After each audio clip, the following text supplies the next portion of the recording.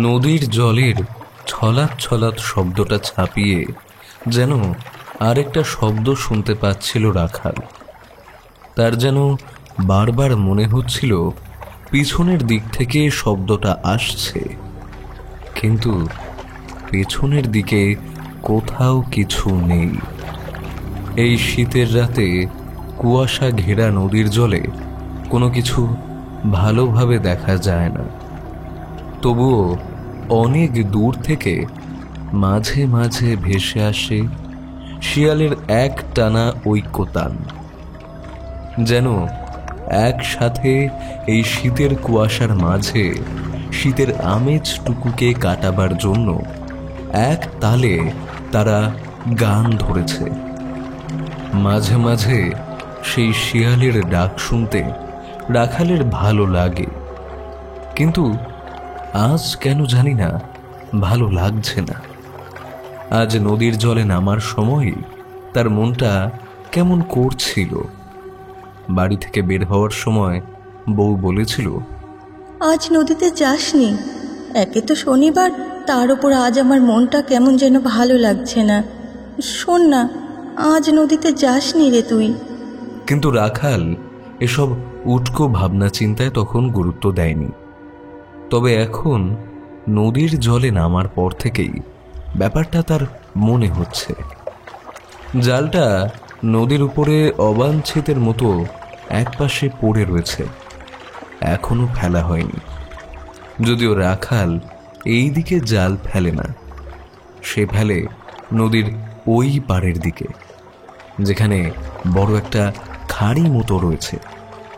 সেখানে রাতের বেলা জাল ফেললে বেশ মাছ উঠে আসে। এক দুবার জাল ফেলতে পারলে ভালোভাবে তাড়াতাড়ি ঘরে ফিরতে পারবে, এসব ভেবে রাখাল এগোচ্ছিল। কিন্তু তারপরে এই শব্দটা শুনে প্রথমবার কেমন যেন চমকে উঠেছিল। জলের মধ্যে যেন কেউ সাঁতার কেটে এগিয়ে আসছে তার দিকে, অথচ এই কুয়াশায় জ্বলতে থাকা টিমটিমে লণ্ঠনের আলোতে ভালো করে কিছু দেখা যায় না। রাখাল আরেকবার লণ্ঠনটা তুলল, চারিদিকে ভালো করে চোখ ঘুরিয়ে নিয়ে মনে মনে বলল, আশ্চর্য, এই যেন শুনতে পাচ্ছি কেউ একজন সাঁতার কাটতে কাটতে আমার ডিঙির পাশে আসছে। হ্যাঁ, ও অথচ আলো তুললে কেউ কোথাও নেই। হ্যাঁ, এইসব কি হচ্ছে রে? হ্যাঁ, কি হচ্ছে এইসব? ঠিক সেই মুহূর্তে শিয়ালের ডাকগুলো একসাথে শুরু হয়ে কেমন যেন কাঁপিয়ে দিয়েছিল চারিদিকের পরিবেশ। আর একটু হলেই আচমকা সেদিক দিয়েই সে নদীর জলে গিয়ে পড়ছিল। কোনো রকমে সামলে নিতে গিয়ে যেই ডিঙিটার একপাশ সামান্য ঝুঁকে পড়েছে, এমন সময় রাখালের বুকের ভেতর যেন বড় বরফের স্রোত বয়ে গেল একটা। সামলাতে গিয়ে ডিঙির ওপরে প্রায় শুয়েই পড়েছিল। তার মাথাটা এখন ডিঙির বাইরে, জলের একদম কাছে। কুয়াশায় চারপাশ এমনভাবে ভরে গেছে যে এক হাত দূরের কোনো কিছু ভালোভাবে দেখা যায় না। রাখাল দেখতে পেল জলের ওপরে একটা মুখ, একটা বৃহৎ কালো শরীর যেন কুয়াশার জলের সঙ্গে মিশে রয়েছে। রাতের আঁধারে কুয়াশার মাঝে মিশকালো কুচকুচে জলের মাছ থেকে একটা কালো কুচকুচে মাথা উঠে এসেছে উপরের দিকে। তার দুটো ফ্যাকাশে হলুদ চোখ যেন একভাবে তাকিয়ে আছে রাখালের মুখের দিকে। তার মুখের ভেতরে সাদা দুপাটি ঝকঝকে দাঁত যেন হিংসার ভাবকে প্রতিফলিত করছে। এ যেন কোনো এক শয়তানি হাসি। এক মুহূর্তের জন্য রাখাল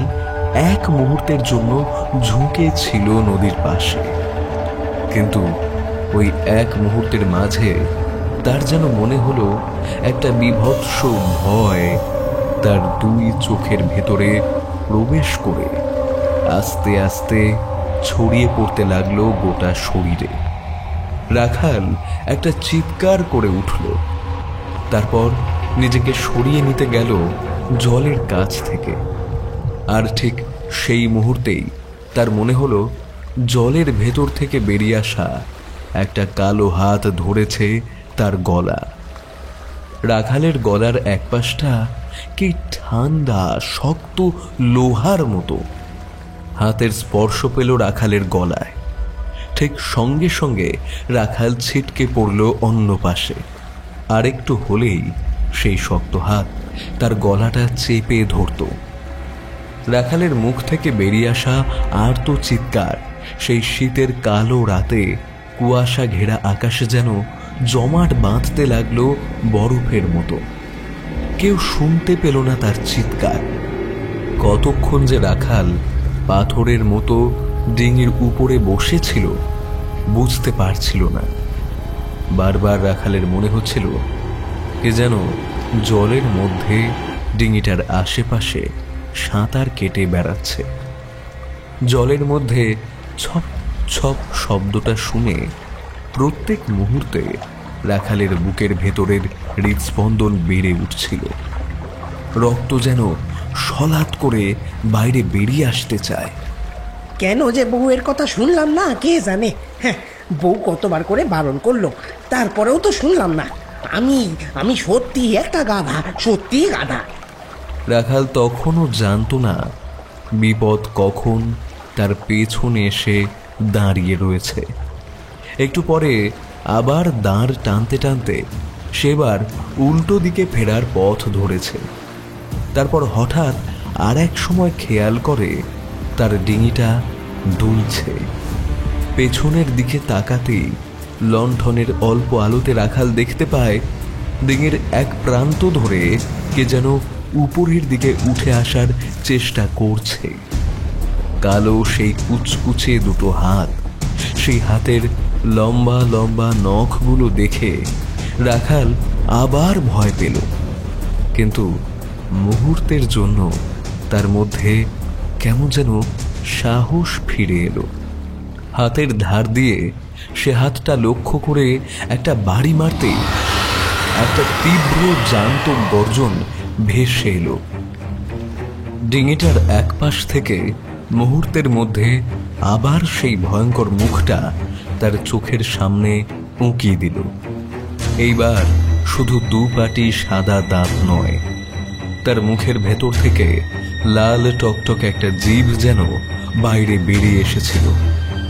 রাখাল বুঝতে পারল ডিঙিটাকে ডুবিয়ে দেওয়ার চেষ্টাই ওই ভয়ঙ্কর মূর্তি করবে, কারণ সে দুটো হাত দিয়ে ততক্ষণে সেই ডিঙিটাকে নাড়াতে শুরু করেছে। রাখাল আর ঠিক থাকতে পারল না। নিজের হাতের দাঁড় দিয়ে যত দ্রুত সম্ভব বারবার আঘাত করতে লাগলো সেই হাতটার উপরে, আর অন্য হাতে লণ্ঠনটাকে একটু সামলে নিল। পাগলের মতো আঘাত করতে করতে এক সময় রাখাল বুঝতে পারল সেই সাঁতারের শব্দটা যেন আস্তে আস্তে দূরের দিকে সরে যাচ্ছে। তখন রাখালের ঘাম দিয়ে জ্বর ছাড়ল।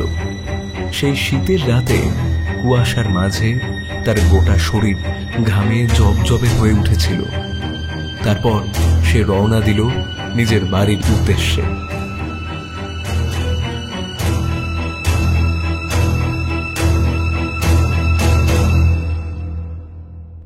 হ্যালো এভরিওয়ান, বঙ্গকথা ইউটিউব চ্যানেলে আপনাদের সবাইকে স্বাগতম জানাই। আজ আপনি শুনতে চলেছেন তারানাথ তান্ত্রিকের একটি গল্প, সুকান্ত দাসের কলমে তারানাথ তান্ত্রিক ও জব্বলপুরের নদীর রাত। আজকের গল্প পাঠে রয়েছে অভিক, গল্পে তারানাথ তান্ত্রিক এবং সূত্রধারের ভূমিকায় আমি দিব্যেন্দু দাস। আপনারা এই চ্যানেলে নতুন হয়ে থাকলে প্লিজ চ্যানেলটি সাবস্ক্রাইব করে দেবেন। শুরু হচ্ছে আজকের গল্প।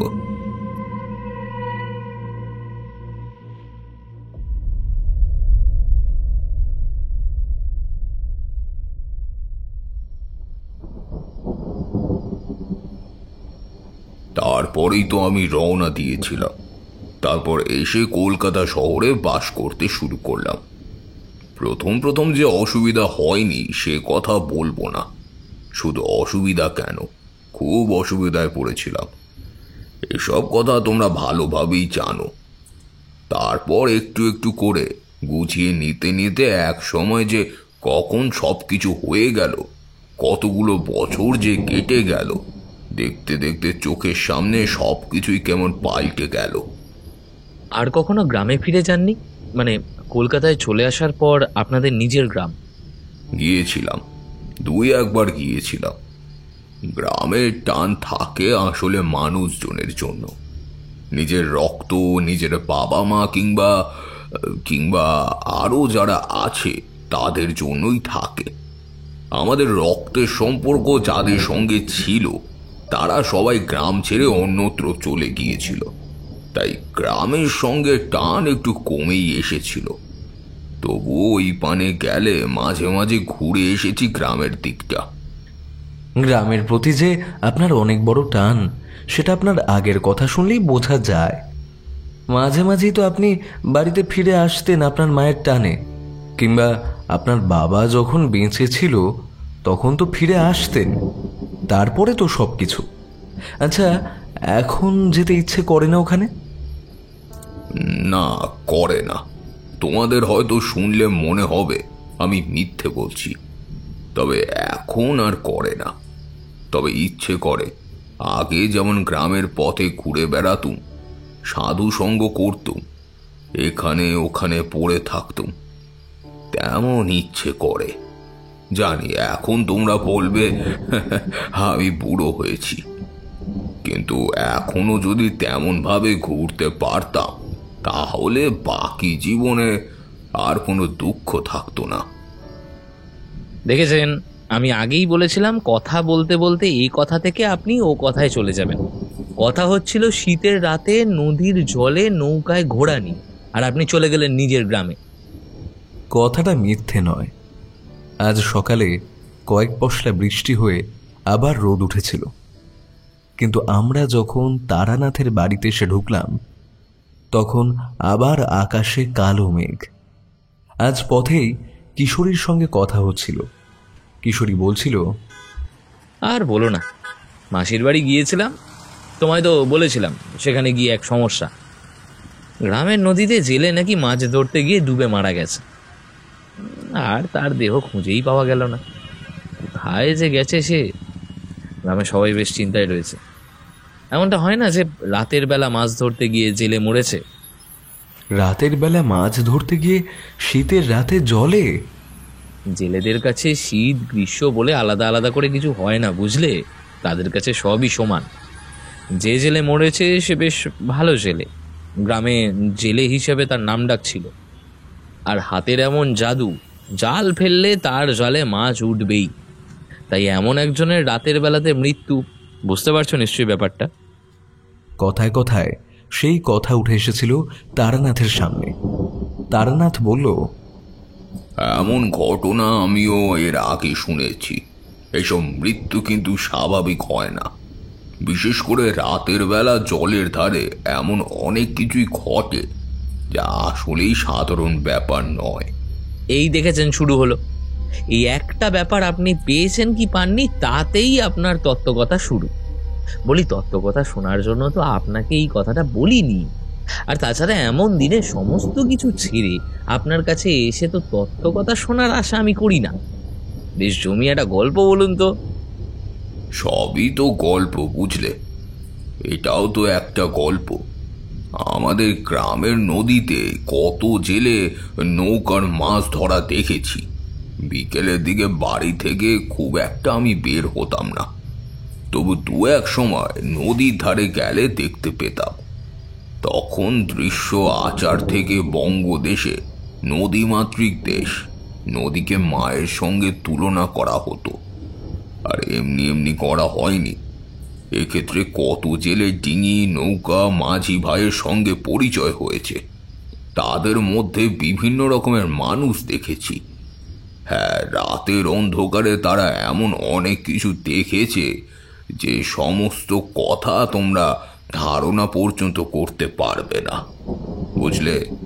তাই বললাম, রাতের অন্ধকারে জল ভালো বস্তু নয়। তারপর সেখান থেকে নিজেদের গ্রামের নদী, তারপর সেখান থেকে নিজের গ্রামের আরও পুরনো কথা উঠে এসেছিল এক এক করে। তবে কিশোরী ক্রমে অধৈর্য হয়ে পড়েছিল বুঝতে পারছিলাম। এর মাঝে তারানাথ একটা পাসিং শো তুলে নিয়ে তাতে অগ্নিসংযোগ করে 2 বার ধোঁয়া ছাড়ল আর বলল, কথায় কথায় যখন জেলের কথাই উঠল, তাহলে তোমাদের আজ তেমনই একটা গল্প বলি। একবার জব্বলপুর বলে একটা গ্রামে গিয়ে একটা জেলের কাছে শুনেছিলাম এক আশ্চর্য কথা। আর তারপর সেই জেলের সঙ্গে এক রাতে তার ডিঙি এবং নৌপথে চড়ে এক ভয়ানক অভিজ্ঞতা হয়েছিল আমার। এইবার যেন তারানাথের কথা শুনে আমি আর কিশোরী একটু গুছিয়ে বসলাম। বাইরে আবার কালো মেঘের দলটা আকাশটাকে একটু একটু করে ঘিরতে শুরু করেছে। ঠান্ডা হাওয়া বুঝিয়ে দিচ্ছে একটু পরে আবার 2-1 পশলা বৃষ্টি হলেও হতে পারে। কতদিন আগের কথা তা ভালোভাবে মনে পড়ে না। তোমরা তো জানোই, মধুসুন্দরী দেবীর সঙ্গে দেখা হওয়ার পর বাড়ির লোকেরা আমায় জোর করে ফিরিয়ে নিয়ে এসেছিল। তারপরও একবার আমি বেরিয়েছিলাম, সেই সময়ের কথাই আমি তোমাদের বলছি। একবার ঘুরতে ঘুরতে ওই জব্বলপুরে গিয়ে পৌঁছেছিলাম। তখন শীতের সময়, দুপুরের মিষ্টি রোদ গায়ে এসে লেগেছে, আর তার সাথে ঠান্ডা শীতের পরশ যেন শরীরের প্রত্যেকটা অংশ ছুঁয়ে ছুঁয়ে যায়। দুপুরের সময় হলে তেমন শীত অনুভব হয় না, কিন্তু যত সূর্য পশ্চিমে ঢলতে শুরু করে তত যেন শীতের প্রকোপ বাড়তে থাকে।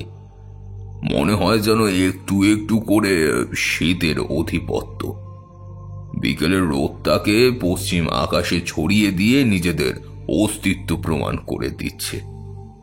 বড় ভালো লাগে সে সময়, বিশেষ করে ওই বিকেলে সূর্যাস্তের সময়টা। ঠান্ডা বেশি থাকলেও সে দৃশ্য অতি মনোরম। এবার ওই গ্রামেরই একটা পথ ধরে পশ্চিম আকাশে সূর্য ডুবে যাওয়ার দৃশ্য দেখতে দেখতে এগিয়ে চলেছি। একটু আগে একটা নদী দেখা পেয়েছিলাম ডান দিকে। বুঝতে পারলাম যে গ্রামের আশেপাশেই সেই নদীর ডান হাত বরাবর চলেছি। আমি গ্রামের পথ ধরে এগিয়ে চলেছি। এমন সময় দেখি একটা লোক গরু নিয়ে ফিরছে এই দিকে। তার কাছে জানতে পারলাম এই নদীর নাম হচ্ছে কৈপতি। এমন একটা নদীর নাম কে দিয়েছে তা আমি জানি না, তবে মাঝে মাঝে গ্রামের দিকে নদীগুলোর নাম আসলে কিভাবে যে হয়েছে সে কথা অনেকেই জানে না। তা সেই নদী পাড়ে গেলাম একটা ঘাটের মতো জায়গা। সেখানে পাশাপাশি 2টো ডিঙি নৌকো বাঁধা রয়েছে। বোধহয় কেউ বেঁধে রেখে গেছে। আবার সময় হলেই সেখানে এসে ডিঙি নৌকোর দড়ি খুলে ভেসে যাবে নদীর জলে। নদী কিন্তু বেশ বড়। এই প্রান্ত থেকে ওপারে এই বিকেলের পড়ন্ত আলোতে স্পষ্টভাবে দেখা যায় না। এই সময়ও জলের ঢেউ একদিক থেকে অন্যদিকে শব্দ করে বয়ে চলেছে। নদীর ধারে একটা গাছের তলায় হেলান দিয়ে বসলাম। অনেকদিন এমন বড় নদী চোখে পড়েনি। বসে থাকতে থাকতেই সন্ধ্যের অন্ধকার আস্তে আস্তে নামতে লাগলো। একটু সন্ধে হতেই বুঝতে পারলাম বড় ভুল হয়ে গেছে। নদীর সৌন্দর্য দেখতে দেখতে রাতের আশ্রয়টা আর খোঁজা হয়নি। আশ্রয় নিয়ে খুব একটা চিন্তা ছিল না, কিন্তু এটা শীতকাল, গাছের তলাতেই কাটিয়ে দিতে পারতাম, কিন্তু শীতের সময় তা সম্ভব নয়। তাছাড়া বেশ কিছুদিন বাড়িতে থাকার পর আবার পথে বেরিয়ে পড়লে শরীর সহজে মানতে চায় না। তাই উঠে পড়ে কোথাও একটা আশ্রয়ের চেষ্টা করব কিনা ভাবছি, এমন সময় শুনতে পেলাম একটা গলা। সাধু বাবা, এই আজ রাতে নদীর ধারে একা থাকবেন না। এই একে তো শনিবার, এই তারপর আবার আজ অমাবস্যা। এই আজকে রাতটা নদীর ধারে না থাকাই ভালো। কথাটা শুনে সামনের দিকে তাকালাম। এতক্ষণ চোখে পড়েনি একটা ডিঙি। নৌকোর এক পাশে একটা লোক কখন যেন এসে দাঁড়িয়েছে। ডিঙি নৌকোর উপরে একটা জাল রাখা ছিল, সেটাই বোধহয় তুলে নিয়ে যাচ্ছে সে। বললাম, কেন বলো তো? রাতের বেলা নদীর ধারে থাকলে কি হবে? আর তোমাদের এই নদীতে আবার কোনো বিপদ আছে নাকি? লোকটা এবার আমার মুখের দিকে তাকালো। তার মাথায় বাঁধা আছে একটা গামছা, কোমরে আরেকটা গামছা, পরনে খাঁটো করে পরা ময়লাটে একটা ধুতির মতো কিছু। তবে তার রং মোটেই সাদা নয়, খালি গায়ে একটা পাতলা গেঞ্জির মতো কিছু একটা পরে রয়েছে। আসলে তার গায়ের কাপড়গুলো এতটাই ময়লাটে যে ভালোভাবে বোঝা যায় না। সে দাঁত বার করে হাসলো, তারপর বলল, বিপদ তো এতদিন ছিল না, হঠাৎ করে যে কেন এমন বিপদ উদয় হয়েছে তা তো বুঝতে পারছি না। তবু বললাম রাতের বেলা নদীর ধারে থাকবেন না। হ্যাঁ, আপনি যাবেন কোথায়? কোথায় যাব সেটা তো ঠিক করিনি। ভেবেছিলাম এই গ্রামেই একটা দিন আশ্রয় করে কাল সকালে আবার বেরিয়ে পড়ব, কিন্তু নদীর জলের কাছে বসে থেকে এই নদী দেখতে দেখতে তা ভুলে গেছিলাম। এখন তো আধারও হয়ে গেছে, দেখি কোথাও আশ্রয় পাই নাকি। যদি কিছু মনে না করেন তাহলে আজকে রাতটা আমার বাড়িতে কাটাতে পারেন। হ্যাঁ, আমি গরিব জেলে, আমার বউ আর আমি থাকি। বছরখানেক হলো বিয়ে হয়েছে, বউটা পোয়াতি। কোনো রকম যদি থাকতে পারেন তাহলে তাইলে আমার সঙ্গে চলুন। তার সঙ্গে যাওয়ার মনস্থির করলাম দুটো কারণে।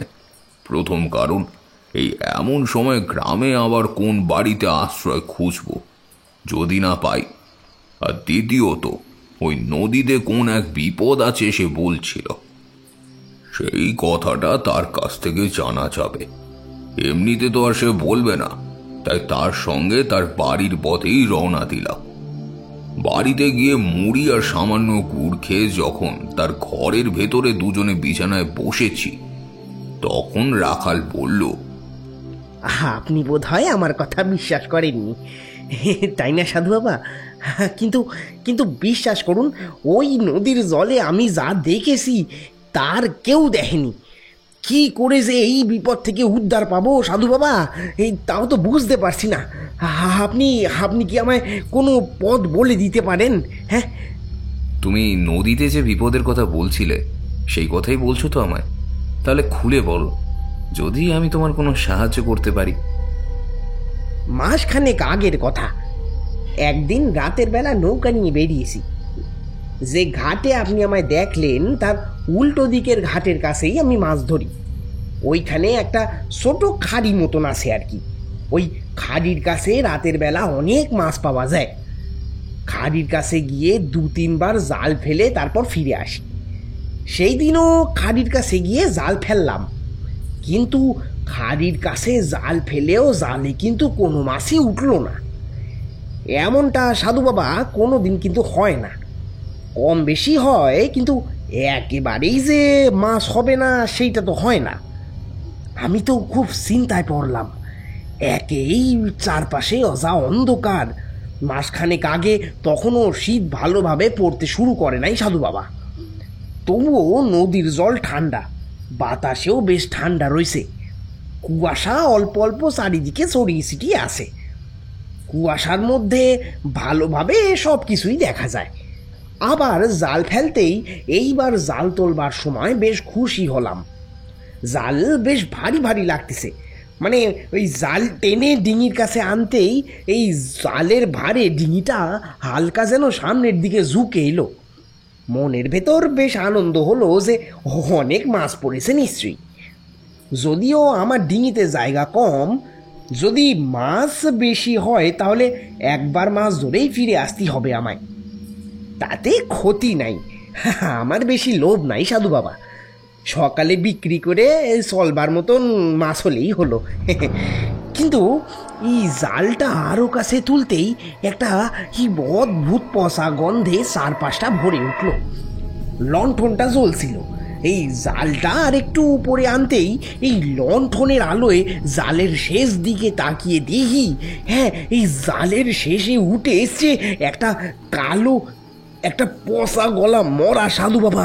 হ্যাঁ হ্যাঁ, তার মুখটা মাছে কিংবা অন্য কিছুতে ঠুকরে ঠুকরে খেয়েছে একেবারে, আর এমনভাবে খেয়েছে যে মুখের মধ্যে রক্ত মাংস একসাথে দলা পাকিয়ে একেবারে, ওই বাবা, এই একদম বাজে অবস্থা। আর তার মধ্যে থেকে তার চোখ দুটো যেন একেবারে দেখা যায় না, দুটো চোখ খোলা, হ্যাঁ, আমার দিকে তাকিয়ে আছে। আশেপাশে সেদিন কেউ ছিল না। রাতের বেলা মাছ ধরতে গেলে এই সবাই এক এক দিকে যায় না, এই আমাদের জেলেদেরও আলাদা আলাদা জায়গা আছে। বাকি দুজন যায় দুই দিকে, আর আমি শুধু ওইখানে যাই। চিৎকার করব কি করে? চিৎকার করেও তো কেউ আসবে না। নদীর ওপারে ফাঁকা জায়গা, কেউ থাকে না। অনেক দূর হেঁটে গেলে তারপর গ্রাম দেখা যায়। জালের ভারে ডিঙিটা কাত হয়ে গেছিল, এক পাশে একটু বেশি কাত হয়েছিল বলে যে ওই মুহূর্তে মরাটাকে দেখতে পেলাম। তারপরেই লণ্ঠনটা গড়িয়ে গেল সামনের দিকে। আমি লণ্ঠনটাকে ধরার জন্য ঝুঁকি পড়লাম, কিন্তু তার আগেই লণ্ঠন গিয়ে পড়িছে নদীর জলে। এই অন্ধকার, অল্প কুয়াশা, আর তার উপর লণ্ঠনটা নদীর জলে পড়ায় আমার যেন আরো ভয় হলো।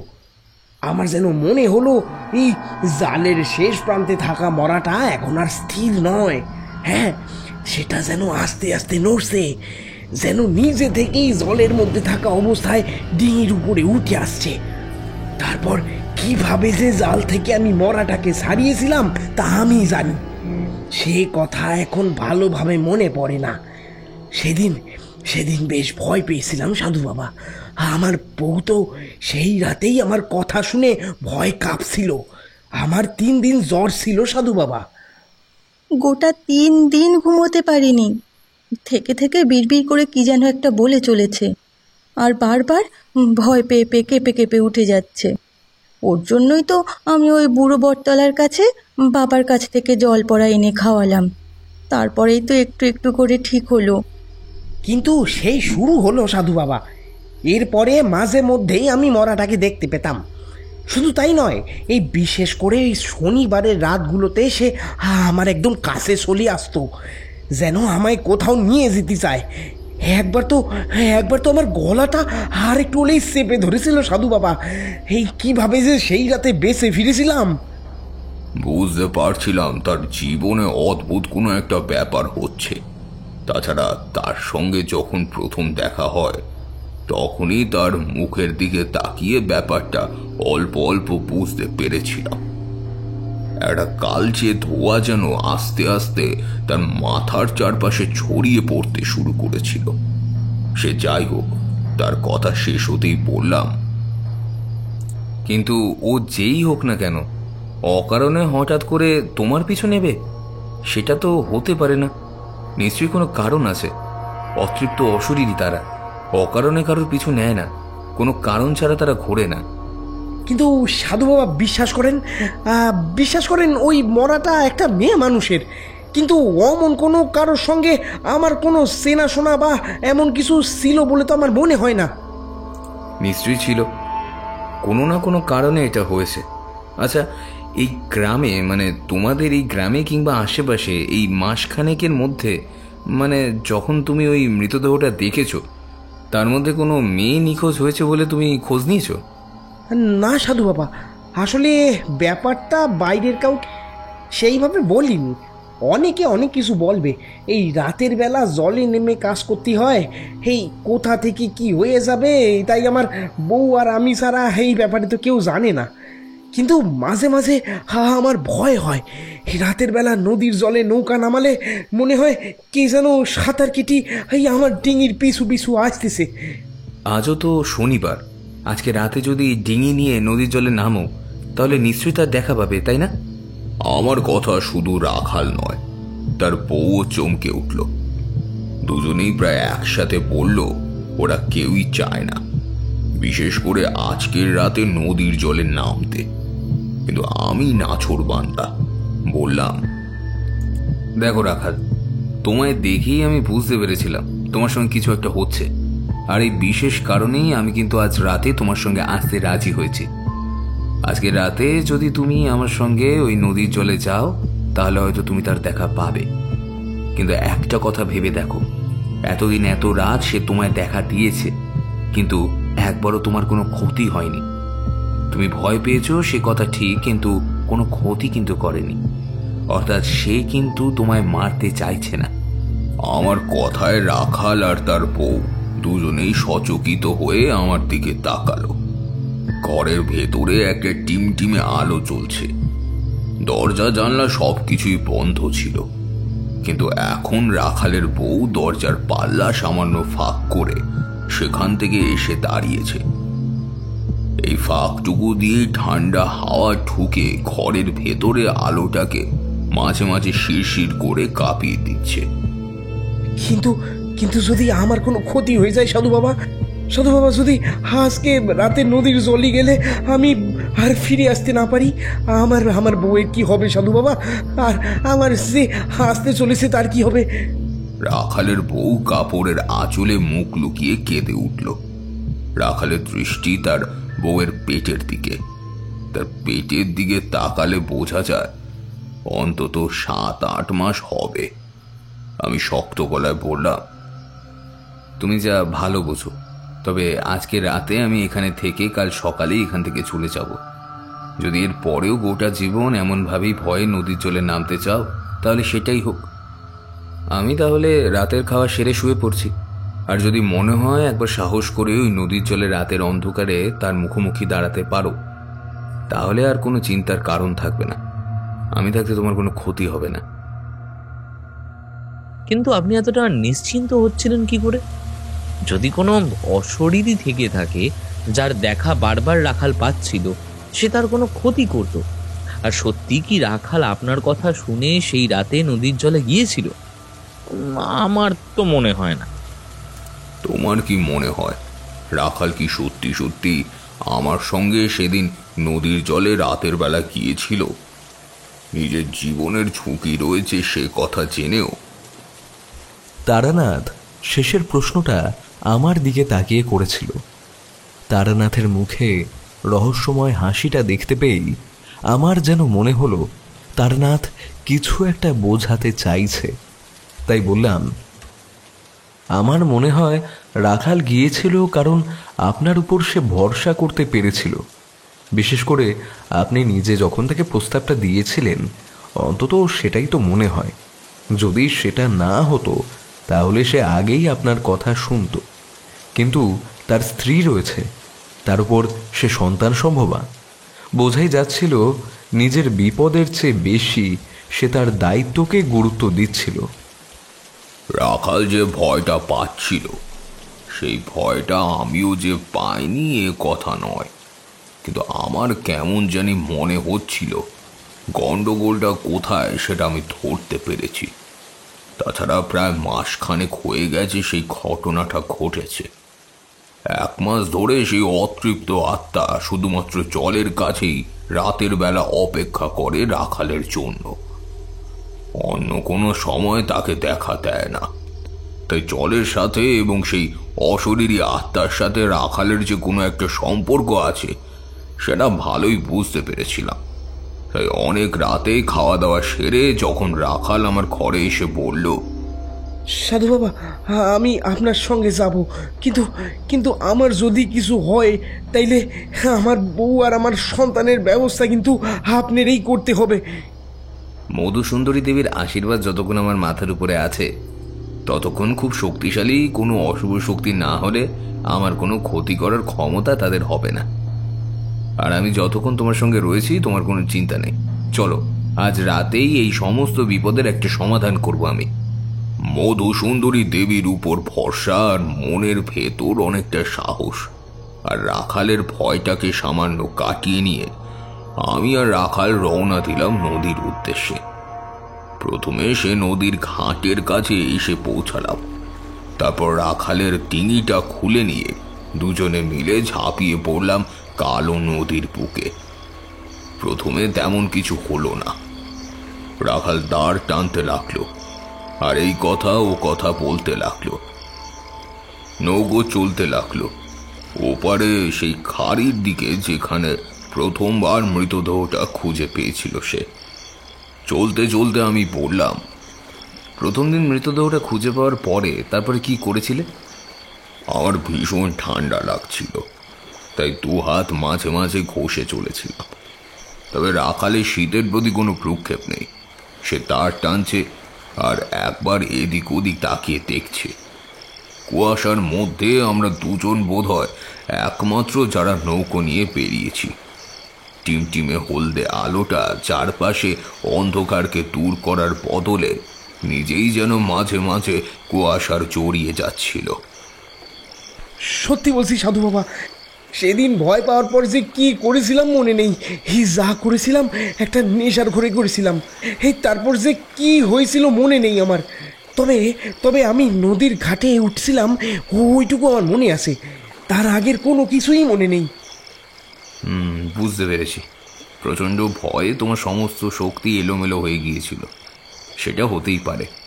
তাছাড়া চোখের সামনে যদি কেউ এমন একটা দৃশ্য দেখে, সে ভয় পাবে। তাই তুমিও পেয়েছিলে। কিন্তু আমাদের নৌকো যখন প্রায় মাঝ নদী পেরিয়ে ওপারে খাড়ির কাছাকাছি চলে এসেছে, কথাটা বলতে গিয়েও আমি থেমে গেলাম। ততক্ষণে দেখতে পেয়েছি কি যেন একটা কালো মতো রাখাল যেখানে বসে আছে তার পেছনের দিক থেকে আস্তে আস্তে জলের উপর মাথা তুলেছে। রাখাল বোধহয় ব্যাপারটা বুঝতে পারেনি, তাই সে তখনও কি যেন একটা বলছিল। তারপরেই সেই আলোতে আমার চোখের দৃষ্টি দেখেই বোধহয় রাখাল ভয় পেয়ে গেল। বেশ বুঝতে পারছিলাম রাখাল বুঝতে পেরেছে জলের উপরে তারই পেছনে যেন কিছু একটা এসেছে, অথচ সে পেছনের দিকে ঘাড় ঘুরিয়ে দেখবে সেই ক্ষমতা তার নেই। আমি অধীর আগ্রহে অপেক্ষা করতে লাগলাম তাকে দেখার জন্য। রাখালের শরীর পাথরের মতো হয়ে গেছে, আর তার পাওয়া বন্ধ করে চারপাশে অন্ধকার আর কুয়াশার মধ্যে যেন আমাদের নৌকোর চারদিকটা দৃশ্যমান। আর সেই দৃশ্যমানতার মধ্যেই আমি দেখতে পেলাম তাকে। একটা কালো কুচকুচে শরীর, ঠিক সাপ যেভাবে মাটিতে চলতে চলতে ফনা তুলে শরীরের অনেকটা অংশ শূন্যে তুলে ফেলে, ঠিক সেইভাবেই জলের মধ্যে থেকে বেরিয়ে এসেছে সেই কালো ছায়া মূর্তি। আর তার শরীরে খানিকটা অংশ, আর সেই খানিকটা অংশ একটা মানুষের মতোই। তার হলদে ফ্যাকাশে দুটো চোখ একভাবে যেন তাকিয়ে রয়েছে রাখালের দিকে। তার সাদা ঝকঝকে দুপাটি হিংস্র তাঁতের শাড়ির মাঝখান থেকে বেরিয়ে এসেছে লালচে একটা জিভ। একটা অদ্ভুত পচা গন্ধে চারপাশটা ভরে গেছে। আর তারপরে বুঝতে পারলাম আশেপাশের পরিবেশটা কেমন যেন ভারী হয়ে উঠেছে। বুঝতে পারলাম এ তেমন কোনো অশুভ শক্তি নয়, কোনো মানুষ মারা গিয়ে অতৃপ্ত আত্মায় পরিণত হলে যেটা হয় ঠিক তেমনই। এর ক্ষমতাও খুব বেশি নয়, তোমরা হয়তো জানো না। যেমন প্রত্যেকটা সাপের বিষ থাকে না, তেমন প্রত্যেক অশরীরী আত্মারও কিন্তু মানুষের সরাসরি ক্ষতি করার কোনো ক্ষমতা থাকে না। কিন্তু কিছু ক্ষেত্রে এরা সরাসরি ক্ষতি করতে পারে। তাছাড়া অনেক সময় এমন হয় যে এদের দেখার পরে মানুষ নিজেই নিজের ক্ষতি করে। এই একটি ছিল তেমনই। তাই সে যে রাখালের কোনো ক্ষতি করতে পারবে না সেটা আমি বুঝতে পেরেছিলাম। রাখাল নিজের 2 হাত শক্ত করে দাঁড়টা চেপে ধরেছিল। বুঝতে পারছিলাম সেটা তুলে নিয়ে পেছনের দিকে সেই ছায়া মূর্তির গায়ে বসিয়ে দেওয়ার কথা সে ভেবেছে। এমন সময় রাখাল একটা কাজ করল। হঠাৎ করে দাঁড়টাকে জলের মধ্যে ডুবিয়ে এক ঝটকায় নৌকাটা খানিকটা ঘুরিয়ে ফেলল। সঙ্গে সঙ্গে সেই কুয়াশার মধ্যে নৌকাটা একটা পাক খেতেই সেই ছায়া মূর্তিটা রাখালের পেছন থেকে চলে এলো আমাদের নৌকোর ঠিক মাঝামাঝি জায়গায়। আর তারপর রাখাল সেই দিকে তাকিয়ে তীব্র একটা চিৎকার করে উঠল। আমাদের নৌকোর মধ্যেই থাকা লণ্ঠনটা দরাম শব্দ করে ভেঙে চুরমার হয়ে যেন সামান্য আলোটুকু মিশে গেল নদীর জলের অন্ধকারে। সাধু বাবা, আমি আগেই বলেছিলাম ও আসবে সাধু বাবা, আমি বলেছিলাম ও আসবে। শান্ত হও রাখাল, শান্ত হও রাখাল। কিন্তু রাখাল শান্ত হতে পারছিল না।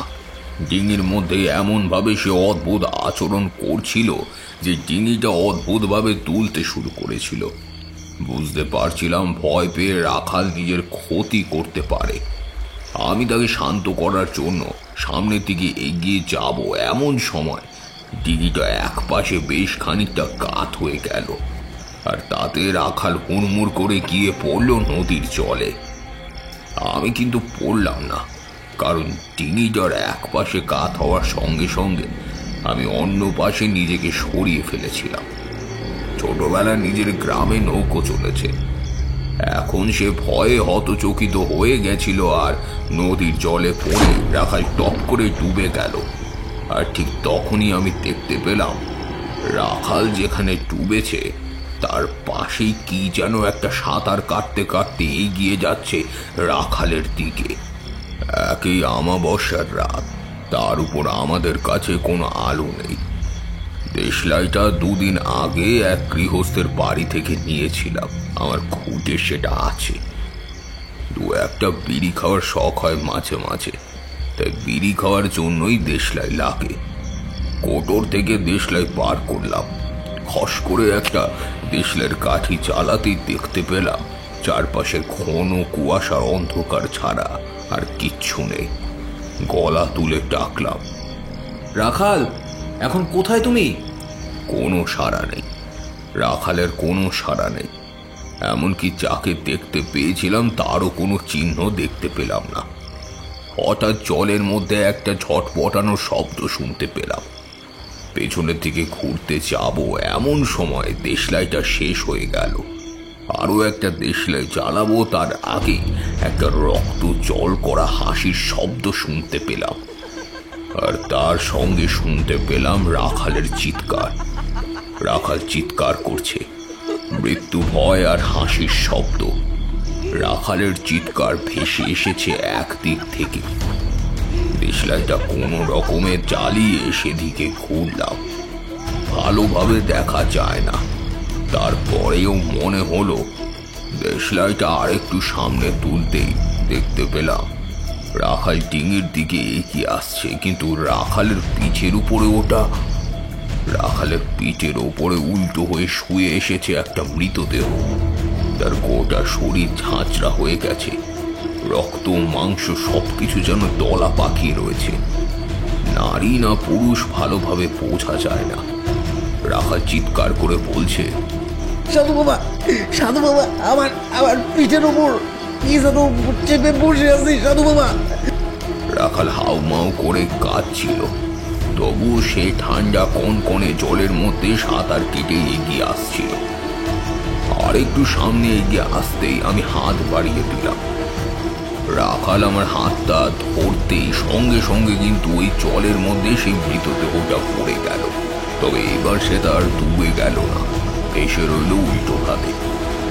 তবে যেন মনে হলো মৃতদেহটা পড়ে যাওয়ার আগের মুহূর্তে তার মুখের দিকে তাকিয়ে দেখতে পেয়েছিলাম সে বিভৎস মূর্তি তাকিয়ে আছে আমার দিকে। রাখাল ডিঙির উপর উঠে জড়সড় হয়ে বসে রইল। কিছুক্ষণ বিড়বিড় করে কি যেন বলতে লাগলো। বুঝতে পারছিলাম প্রচন্ড ভয় রাখাল পাথর হয়ে গেছে। রাখালকে শান্ত হতে বললাম। ডিঙির মধ্যেই রাখাল শুয়ে পড়ল। তারপর তার কপালের মাঝখানে বুড়ো আঙুল ঠেকিয়ে একটা বিশেষ মন্ত্র জপ করার কিছুক্ষণ পরে রাখাল আস্তে আস্তে শান্ত হতে লাগলো। বললাম, কি ব্যাপার? জলের মধ্যে কি হয়েছিল? সাধু বাবা, জলের মধ্যে যখন আমি পড়ে গেলাম ঠিক তখনই মনে হলো কে যেন আমার পা ধরে আমায় টেনে জলের তলায় নিয়ে যাচ্ছে। চেষ্টা করছিলাম কিন্তু উঠতে পারছিলাম না। তারপর জলের অনেক তলায় সে আমায় নিয়ে গেল। তখন মনে হলো আমি আর বাঁচতে পারবো না, আমি এবার মরে যাব। ঠিক তখনই যেন আমার পা কেউ ছেড়ে দিল, আর তার আগে তারা কি যেন মনে হলো আমার কানের কাছে কে যেন কি বলছে। আমায় এখান থেকে উদ্ধার করে নিয়ে যা, উদ্ধার করে নিয়ে যা। ঠিক শুনেছ, তোমায় উদ্ধার করার কথা কেউ বলেছে? সাধু বাবা এমন কথাই বললো। এই তারপরে হঠাৎ করে আমার পা ছেড়ে দিল। আমি ওপরে যখন উঠি এলাম তখন মনে হলো আমার পিঠের ওপর কেউ বসে আছে। কোনো রকমে পেছনের দিকে ঘুরে তাকিয়েছিলাম সাধু বাবা। হ্যাঁ, আর তখনই মনে হলো সেদিনের মুখটা একটু আগে যে আমার পিছনে এসে দাঁড়িয়েছিল, সেই আমায় এই মাত্র জলের তলায় নিয়ে গেছে। আর আমার পিঠের উপরে বসে আছে, গোটা পিঠ যেন ভেঙে পড়ছিল। তবুও কোনো রকমের সাঁতার কেটে সামনের দিকে এগিয়ে এলাম। রাখালের কথা শুনে আমার ভাবনাই যেন সত্যি হলো। ডিঙির উপর রাখাল যেন আরো কিছুক্ষণ পরে ধাতস্থ হলো। তারপর একসময় দেশলাই জালেই আমরা দেখতে পেলাম মৃতদেহটা নদীর পাশাপাশি ভাসছে। ভোরবেলা অবধি সেখানে আমরা অপেক্ষা করলাম। তারপর ভোর হতে মৃতদেহটা লাঠির ডগায় কোনো রকমে নিয়ে চলে গেলাম।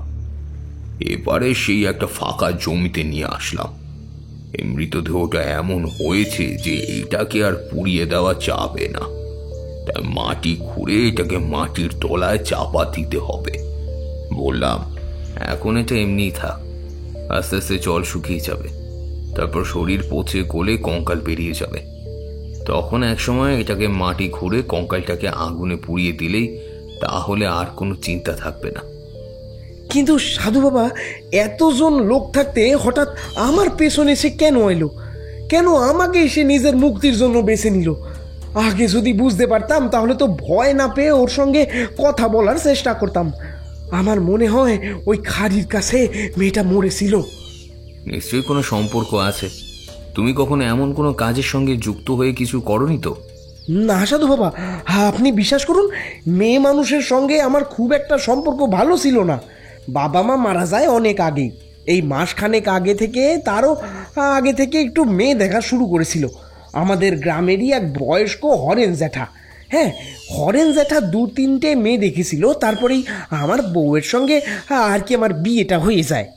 কথাটা বলতে বলতে হঠাৎ করে কেন যেন থেমে গেল রাখাল। হঠাৎ যেন তার কি একটা মনে পড়ে গেছে। আমি তাকিয়ে দেখছি চারদিকে পূব আকাশে তখন সূর্য উঠতে শুরু করেছে। একটু একটু করে তার আলো ছড়িয়ে পড়ছে চারিদিকে। আর হঠাৎ করে রাখাল বলল, সাধু বাবা, এই বিয়ের আগে হরেন জ্যাঠা 3 গ্রাম দূরে একটি মেয়ে দেখেছিল আমার জন্য। মেয়েটিকে আমার ভারী পছন্দ হয়েছিল। সত্যি বলতে মেয়েটিরও আমাকে পছন্দ হয়েছিল। বাড়ির দুরন্ত ছিল মেয়ে। হ্যাঁ, বাড়ির কারোর কথা শুনতো না। কোনোভাবেই তাকে বাড়ির লোকেরা শাসন করে রাখতে পারতো না। কোনো কারণে মেয়েটির সঙ্গে আমার বিয়ে হয়নি। আজ যখন কানের কাছে কথাগুলো শুনতে পেলাম, তখন কেন জানি না হঠাৎ করে ওই মেয়েটির কথা আমার মনে পড়েছিল।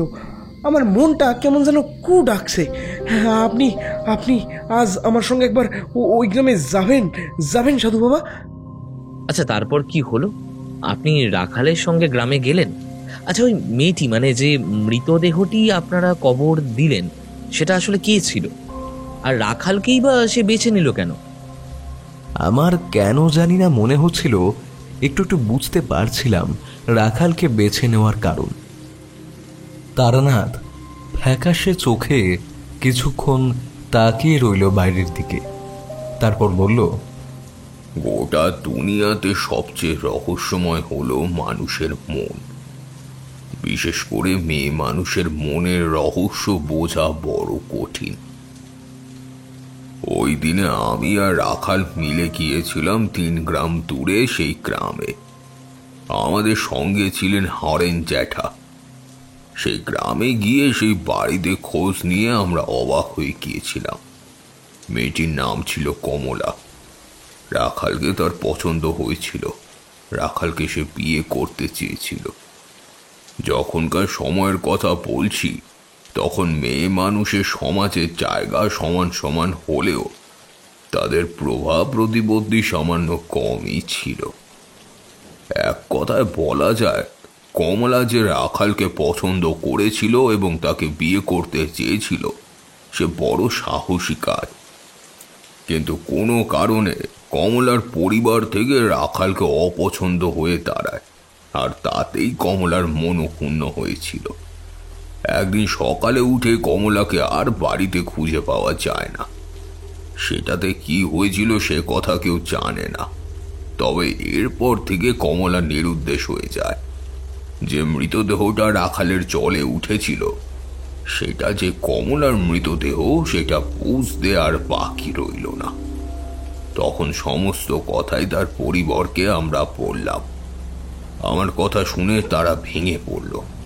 রাখালের কাছে হাত জোড় করে ক্ষমা চেয়ে জানালো যদি মেয়ের কথা শুনে তারা রাখালের সঙ্গে তাদের বিয়ে দিত তাহলে হয়তো আর এমন দিন দেখতে হতো না। এরপরে সে মাটির তলা থেকে কমলার মৃতদেহের অবশিষ্টাংশটা তুলে আবার নিয়ে যাওয়া হয়েছিল তার গ্রামে। রাখাল শ্মশান পর্যন্ত গিয়েছিল, কিন্তু আমি যাইনি। সেখান থেকে আমি সেই গ্রাম ছেড়ে চলে এসেছিলাম, কিন্তু একটা প্রশ্নের উত্তর অজানাই থেকে গিয়েছিল। কমলার মৃত্যু কিভাবে হয়েছিল? যে গাড়ির কথা রাখাল বলেছিল এবং যেখানে আমরা গিয়েছিলাম সে খাড়ির ওপাশে একটা ছোট নদীর মতো জায়গা আছে। এই নদী আবার কমলাদের গ্রামের কাছ দিয়েই বয়েছিল। তবে রাখাল এই ঘটনায় মনে মনে বেশ কষ্ট পেয়েছিল। তার চোখ দেখে আমি সেটা বুঝতে পেরেছিলাম। তার মানে আপনি বলতে চাইলেন যে নদীর জলে মাঝে মাঝে আবার অনেক কিছুই থাকে যার থেকে দূরে থাকা প্রয়োজন, বিশেষ করে রাতের অন্ধকারে? মনে করো একটা নদী অনেকগুলো গ্রামের কাছ দিয়ে গেছে। কত সময় কত মৃতদেহ, কত মানুষের চিৎকার হাহাকার এই নদীর জলে গিয়ে মিশে আছে। মাঝে মাঝে গভীর কোনো অন্ধকার রাতে একাকী কোনো মানুষ কিংবা কোনো পথিককে পেলে তারা ফিরে এসে দেখা যায়। ক্ষতি করার ক্ষমতা সকল অশরীরী আত্মার থাকে না, কিন্তু তাদের দেখা দেওয়া কিন্তু সবার কাছে সমান নয়। আমি নিশ্চিত সেদিন যদি আমি রাখালের সঙ্গে না থাকতাম তাহলে সেদিন রাতে ভয়ে আতঙ্কে রাখাল মারা পড়ত। অথচ এই মেয়েটির আত্মা কিন্তু রাখালকে মারতে চায়নি। সে শুধু তাকে দেখা দিতে চেয়েছিল এবং মুক্তি চেয়েছিল তার হাতে।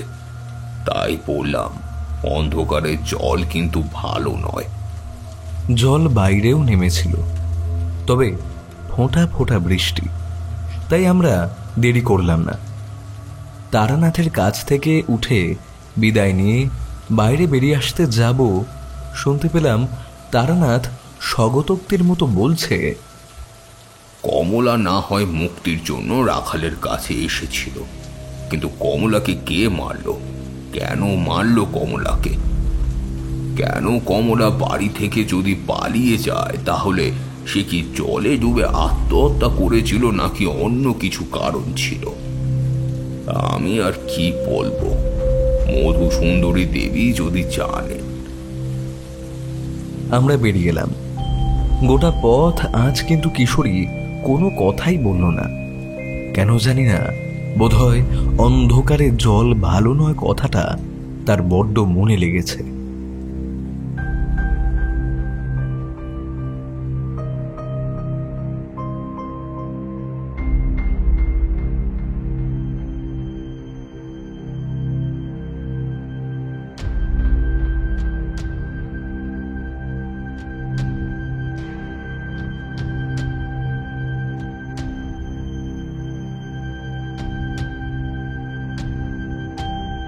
শুনলেন সুকান্ত দাশের কলমে তারানাথ তান্ত্রিকের গল্প জব্বলপুরে নদীর রাত। গল্পে তারানাথ তান্ত্রিকের চরিত্রে ছিলাম আমি, দিব্যেন্দু। কেমন লাগলো আপনাদের আজকের এই গল্পটি জানাবেন আমাদের ইউটিউব কমেন্ট সেকশনে। আর এই চ্যানেলে আপনি নতুন হয়ে থাকলে চ্যানেলটি সাবস্ক্রাইব করে দেবেন। ভালো থাকবেন, সুস্থ থাকবেন এবং সঙ্গে থাকবেন বঙ্গকথার।